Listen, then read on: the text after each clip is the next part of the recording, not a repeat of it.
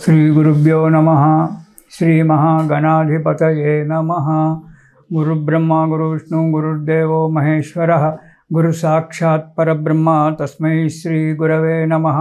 हरितसगोत्रोत्पन्नं हरिभक्तिपरायणं शङ्करगुरुवरेन्द्रचरणं शरणं प्रपद्ये।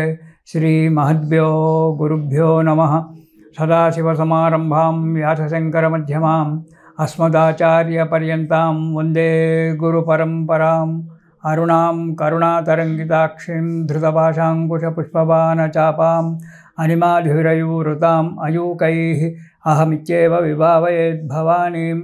ओं श्रीमात्रे नमः। श्रीमात्रे नमः। श्रीमात्रे नमः। ఇక నవంబర్ మాసంలో తులారాశి.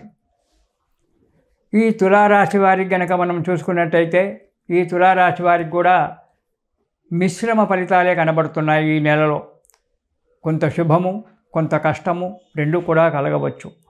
ఆశించిన కార్యక్రమాలు కూడా నెరవేరకపోవడము, దాని గురించి మానసికంగా బాధపడము, ఒక్కొక్క పనికి చాలా కష్టపడి ఆ పనిని సాధించడానికి ప్రయత్నం చేయడము, ఓసారి సఫలమవుతుంది ఓసారి విఫలమవుతుంది, దాని గురించి బాధపడుతూ ఉండడము అని ఉంటుంది. కానీ పట్టుదల మాత్రం వదలకండి. అది సఫలమైన విఫలమైన దాన్ని ఆ కార్యక్రమం గురించి నెరవేరుతుంది. పాజిటివ్ ఆలోచన, ఎప్పుడు నెగిటివ్ ఆలోచన అనేటువంటిది ఎప్పుడు కూడా మానవుడు పెట్టుకోవద్దు. రేపు ఉంది అనేటువంటి ఒక ఉద్దేశం.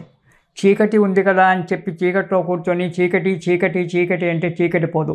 అది పోయే సమయానికే పోతుంది. సూర్యుడు వస్తాడు, వెలుతురు వస్తుంది. అంతేగాని చీకటి చీకటి అని బాధపడుకుంటుకుంటే చీకటి పోదు. అందుకే ఒక దగ్గర అంటాడు ఒక కవి, ఎవరో మన డాక్టర్ శ్రీ నారాయణ రెడ్డి గారు అంటారు, చుట్టూరా ఉన్న చీకటిని తిట్టుకుంటూ కూర్చోవడం కంటే ప్రయత్నించి ఒక చిన్న దీపాన్ని వెలిగించుకోవడం చాలా మంచిది అని చెప్పి. కాబట్టి చీకటిని తిట్టుకుంటూ కష్టం వచ్చింది అని చెప్పి కూర్చుంటే పని జరగదు, కష్టం ఇంకా పెరగవచ్చు. కాబట్టి కష్టాన్ని పరిహారం చేసుకోవడానికి శ్రద్ధగా అడుగు ముందుకేసి 10 మంది ఆలోచనలు తీసుకొని ఆ కష్ట నివారణ చేసుకోవడానికి ప్రయత్నం చేయాలి. ఇదే మానవ ప్రయత్నం. దానికి దైవం అనుకూలిస్తుంది. మన ప్రయత్నాన్ని సఫలీకృతం చేయడానికి ఆస్కారం అవుతుంది. దుబారా ఖర్చులు చేస్తుంటారు. అనవసరమైన ఖర్చులు ఎందుకు చేస్తున్నారో మీకే తెలియదు. మీ ఇంట్లో వారు చెప్పొచ్చు, మీకే ఆలోచన రావచ్చు, దుబారా ఖర్చులు చేస్తుంటారు. కాబట్టి అలాంటి దుబారా ఖర్చులు మానుకోవడం చాలా మంచిది. ఇంట్లో తినడానికి అన్ని వస్తువులు ఉంటాయి, వంట కూడా సిద్ధంగానే ఉంటుంది. కానీ మీరు హోటల్ నుంచి క్యారియర్ తీసుకొని వస్తారు. అది దుబారా ఖర్చే కదా. ఏమంటే నాకు తినాలని బుద్ధి పుట్టింది అంటారు. అలాంటి ఖర్చులు మానుకోవడం చాలా మంచిది. దుబారా ఖర్చులు అంటారు వీటినే. చిన్న చిన్న కలహాలు ఏర్పడము, మీరు తప్పు చేయడం వల్ల ఇంట్లో కానీ బయట కానీ చిన్న చిన్న కష్టాలు రావడం అనేటువంటి కలహాలు రావడం జరుగుతుంది. కాబట్టి వాటి గురించి ఎక్కువగా ఆలోచించగా, మీరు ఏ మాట మాట్లాడినా ఆలోచించి ఆ మాట వలకడం వల్ల కష్టాలు అనేటువంటి దూరంగా పోతాయి. లేదా ఎదుటివాడు కొద్దిగా కష్టంగా మాట్లాడినా మౌనంగా ఉంటే సరిపోతుంది. దానివల్ల ఇబ్బందులు ఏర్పడవు. ఇక శక్తులు మించినటువంటి ఒక పనులు పెట్టుకొని మాత్రం బాధపడకండి. 10 రూపాయలలో జరుగుతుంది అనేటువంటి ఒక పని పెట్టుకుంటాను, 10 రూపాయలే కదా అని చెప్పి అనుకొని ఆ పనిని మొదలు పెట్టుకోకండి. చాలా జాగ్రత్తగా ఆలోచించండి. ఇవాళ 10 రూపాయల పని అనుకున్నటువంటి ఒక కార్యక్రమము రేపొద్దున 1,00,000కు రావచ్చు. దానివల్ల ఆర్థికంగా దెబ్బతింటారు, రుణబాధ పెరిగిపోతూ ఉంటుంది. కాబట్టి కొత్త పనులు పెట్టుకోకపోవడమే మంచిది. దానిలో శక్తికి మించిన పనులు పెట్టుకోకపోవడం చాలా ఆనందదాయకం. ఇక ప్రతి ఆలోచనలతో 10 మంది సలహాలతో ఆలోచనలతో ఓపికతో పనులు చేయండి. శ్రద్ధ సబూరి అంటారు దీన్నే. శ్రద్ధ ఉండాలి, ఓపిక ఉండాలి, పట్టుదల ఉండాలి. ఈ 3 ఉన్నప్పుడు మానవుడు ఏ కార్యక్రమమైనా కానీ చేసుకోగలుగుతాడు. దానికి మనకు భగవంతుడు సేవ చేస్తాడు. దాంతోపాటు శ్రద్ధ సబూరి పట్టుదల ఈ 3 ఉన్నప్పుడు, దాంతోపాటు మనం కనుక భగవంతుని యొక్క ఆరాధన చేసినట్టయితే భగవంతుని యొక్క అనుగ్రహం కలిగి ఆ పని సఫలీకృతమవుతుంది. ఎన్నో చరిత్రలు చూస్తున్నాము. పెద్ద పెద్ద కార్యక్రమాలు పెట్టుకొని కూడా సఫలీకృతమైనటువంటి వాళ్ళు ఉన్నారు భగవదారాధన చేత. ఆ భగవంతుని యొక్క స్తోత్రాలు, మనకు పెద్దరిచ్చినటువంటి యొక్క స్తోత్రాలు చదువుకోవడం వల్ల వాటిలో ఉన్నటువంటి యొక్క శక్తి వల్ల మన కార్యక్రమాలన్నీ కూడా సుఖంగా నెరవేరుతూ ఉంటాయి. ఇక మొదటి వారం కనుక చూసుకున్నట్టయితే అనవసరమైన ప్రయాణాలు చేస్తారు. చేసి ఆరోగ్యం పాడు చేసుకుంటారు.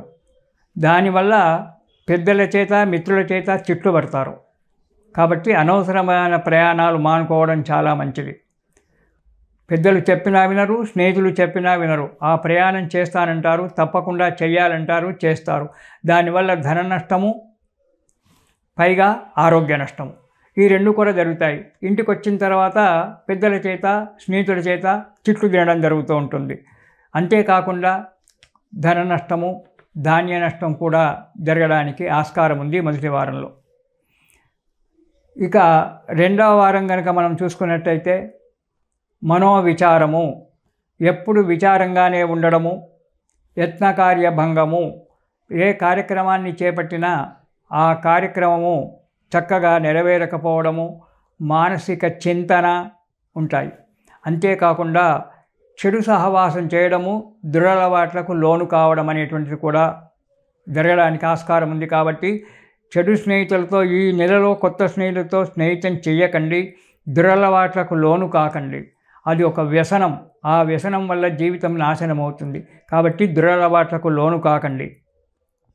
దానివల్ల ధన నష్టము, ఆరోగ్య నష్టము అన్నీ కూడా జరుగుతూ ఉంటాయి. ప్రతి పనిలో కూడా మీరు ఆచితూచి బాగా ఆలోచించి అడుగు ముందుకెయ్యాలి.